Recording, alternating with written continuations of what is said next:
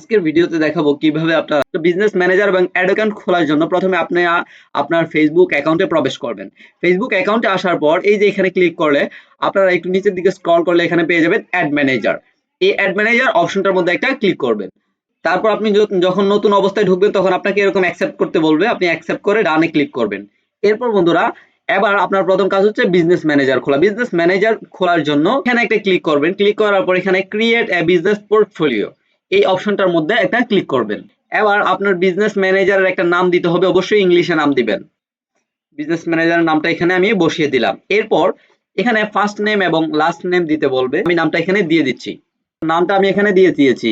এরপর বলবে যে আপনাকে আপনার ফেসবুক অ্যাকাউন্ট যেই জিমেল দিয়ে আপনি খুলেছেন এই জিমেলটা আপনাকে এখানে দিতে বলবে।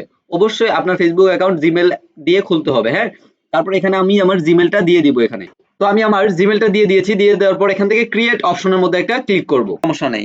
এরপর এখান থেকে কনফার্ম অপশনের মধ্যে একটা ক্লিক করবেন। এখন কিন্তু আমাদের বিজনেস ম্যানেজারটা খোলা হয়ে গেছে। এই যে দেখতে পাচ্ছেন এফবি ক্যাম্পেইন হাব, আমাদের বিজনেস ম্যানেজার এখন খোলা হয়ে গেছে।